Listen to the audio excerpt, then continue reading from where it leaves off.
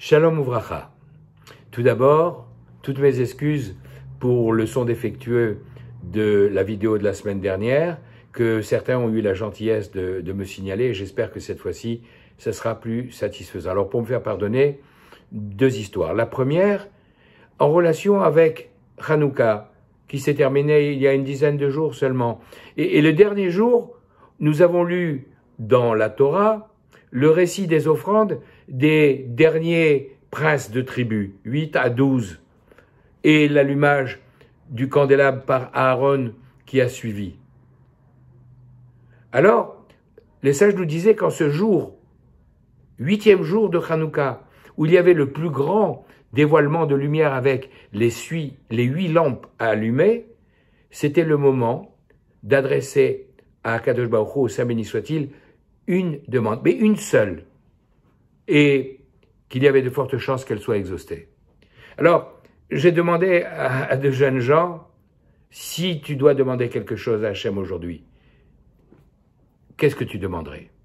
Le premier m'a dit, alors que c'est quelqu'un qui étudie déjà beaucoup la Torah, je demanderai à Akadosh Baruch Hu de m'accorder encore plus de connaissances de Torah. Belle réponse. Et le deuxième m'a dit, moi, je lui demanderai d'être encore plus proche de lui que je ne le suis aujourd'hui. Effectivement, c'est une réponse également intéressante. Avant de leur dire ce que j'en pensais, je leur ai raconté l'histoire suivante. Un jour, une petite fille se promène à côté d'un puits et elle tombe dans le trou. Elle se blesse au genou. Son père arrive au bord du trou et la petite fille dit « Papa, papa, j'ai mal au genou. Est-ce que tu peux m'envoyer un sparadrap, un pansement ?» Le père lui envoie la boîte de sparadrap. « Papa, papa, j'ai soif. Tu peux m'envoyer une bouteille d'eau ?» Et le père lui envoie une bouteille d'eau. « Papa, papa, j'ai faim. Tu peux m'envoyer un petit gâteau ?» Et le père lui fait descendre un peu gâteau. J'ai demandé aux deux jeunes, « Qu'est-ce que vous pensez de l'attitude de la petite fille ?» Ils m'ont dit, « Mais elle est stupide. Pourquoi elle ne demande pas à son père de la tirer du trou ?» Ah, en fait, cette réponse, vous devriez l'entendre vous-même, parce que c'est ce que nous faisons quand nous nous adressons à Dieu. Nous lui disons, dans le Shmoné Esrei par exemple, « Donne-nous la sagesse, donne-nous la parnassa, donne-nous la santé. » Autant de demandes générales pour le peuple juif, ou même des demandes particulières. J'ai besoin d'une parnassa, j'ai besoin d'un appartement, j'ai besoin de changer de voiture. Alors que, en fait, la demande la plus importante que nous devrions lui faire, c'est « Sors-nous du trou, sors-nous de cette galoute, apporte-nous enfin la Géoula, cette délivrance que nous attendons tellement. » Et c'est effectivement la réflexion à laquelle nous invite la paracha de cette semaine. Avec l'histoire de Yaakov qui arrive à son terme, puisqu'il va nous quitter au cours de cette paracha de Vayechi. Et effectivement, c'est la réflexion à propos de la venue du Mashiach, de cette attente qui dure depuis des millénaires, et en fait, depuis la création du monde, puisque dès le 2e verset de la Torah, après nous avoir dit qu'au commencement, Dieu créa les cieux et la terre, dès le 2e verset, la Torah nous dit que au commencement, la terre était tohu et bohu, il y avait l'obscurité qui planait au-dessus de l'abîme.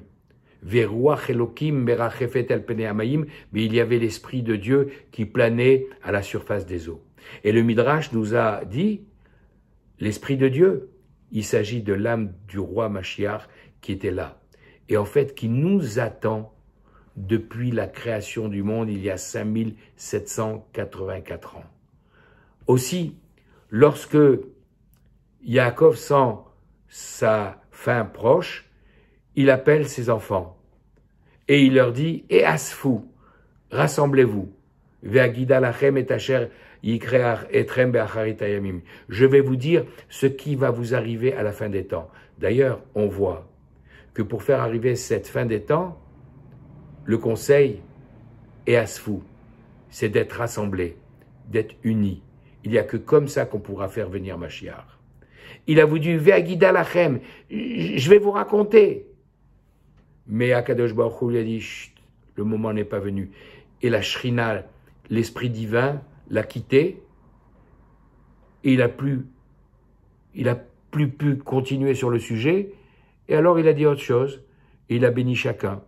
Et même si, par exemple, dans la bénédiction de Yehuda, il y a quelques indices où il nous dit qu'au début, tu ne seras qu'un jeune lionceau parce qu'il faudra que quelqu'un d'une autre tribu, le roi Shaoul de la tribu de Binyamin, inaugure la royauté avant qu'elle arrive. Quand tu seras un lion adulte à la dynastie inaugurée par David Ameller et qui viendra ad Kiyavo Shilo jusqu'à ce qu'arrive le libérateur, elle ne quittera plus la lignée du roi David. Alors effectivement, dans la paracha, on aurait dû nous dire quel est le terme de l'histoire, mais Akadosh Baruch Hu, le Saint béni soit-il, on a décidé autrement et n'a pas laissé Yaakov nous le révéler. On trouve cette interrogation en permanence dans tous nos textes. Et entre autres dans cette Haftara que nous lisons tout de suite après Tisha B'Av, l'une des 7 Haftarot de consolation.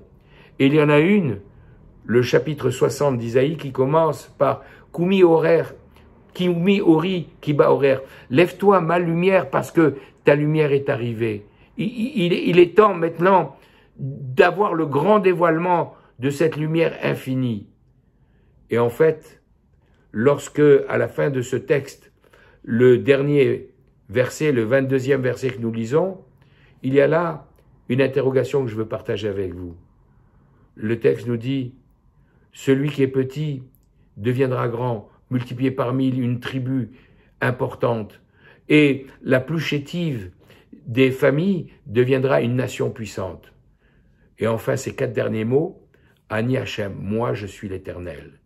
Beïta, en son temps, Archena, je précipiterai l'accomplissement de ces prophéties, de ces promesses.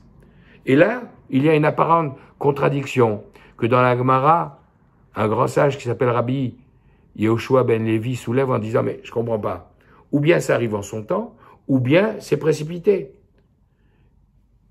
Et le texte de répondre « en fait, si les enfants d'Israël sont méritants, alors Dieu accélérera le mouvement et fera arriver le Mashiach avant le terme de l'histoire prévue. Par contre, s'ils ne sont pas méritants, Hachem n'attendra pas indéfiniment.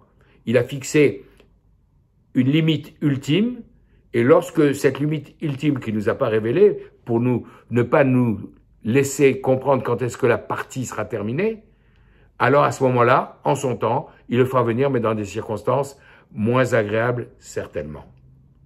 À ce propos, ce même Rabbi Yehoshua ben Lévi, qui étudiait tous les jours à l'entrée de la grotte de Rabbi Shimon bar Yochai avec Eliyahu Hanavi, le prophète Élie, lui pose la question, est-ce que j'aurai droit au monde futur? Ce qui est une drôle de question, puisque juste avant, le texte nous disait, tout le monde aura droit, même une petite partie au monde futur. Donc il savait très bien. Mais lui, sa véritable question, c'était de dire, est-ce que, sans avoir à passer les 12 mois d'interrogatoire et éventuellement de purgatoire, de Gehinam, par lequel certains sont obligés de passer, est-ce que je pourrais rentrer directement dans le Gan Eden? Alors Eliyahu Hanavi lui dit, va demander au Mashiach. Au Mashiach, et où je vais le trouver? Va à Rome. Il se trouve à la porte de Rome, pour lui indiquer que lorsque Esav, symbolisant Rome, s'effondrera, alors ce sera à ce moment-là que le Mashiach viendra.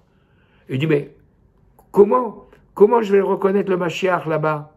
Il dit, tu vas voir. Il est à l'entrée de la ville, dans un endroit où sont groupés tous ceux qui sont malades de la lèpre. Et tu verras que chaque jour, tous ces malades sont obligés de changer leur pansement. Et si tout le monde fait la même chose, comment je vais le reconnaître? Non, lui, ça va être différent.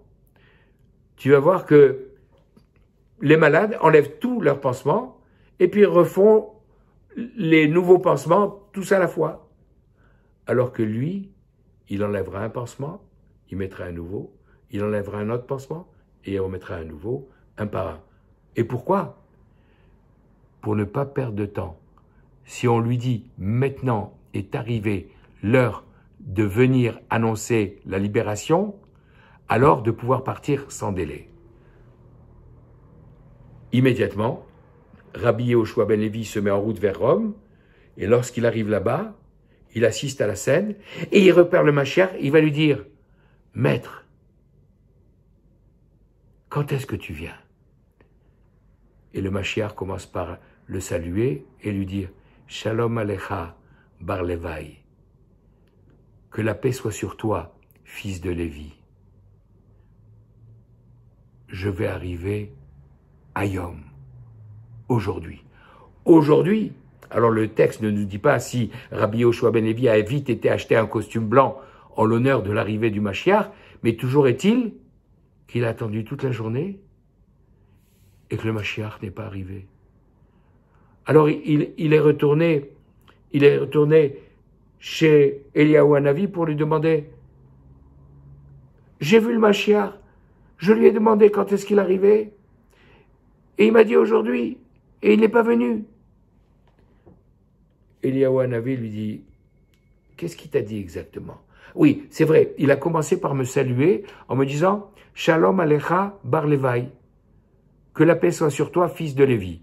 Je dis, tu vois, tu as déjà la réponse à ta question. En disant Shalom Alecha, que la paix soit sur toi, il t'a indiqué que toi, et non seulement toi, mais puisqu'il t'a appelé Bar Levi, fils de Lévi, toi et ton père, vous aurez tous les deux droits au monde futur, sans difficulté et sans avoir à passer une épreuve pendant les 12 mois qui suivront votre départ de ce monde. Oui, mais comment je peux le croire? C'est un menteur. Il m'a dit qu'il viendrait aujourd'hui, il n'est pas venu. Non. Ce qu'il t'a dit, aujourd'hui, à Yom, Imbekolo Tishmeun. Regarde, dans le psaume 95 du roi David, le verset 7, te dit, à Yom, aujourd'hui, Imbekolo Tishmeun, si vous écoutez ma voix. Et c'est ça la réponse à ta question de tout à l'heure. Est-ce que c'est en son temps ou est-ce que c'est précipité?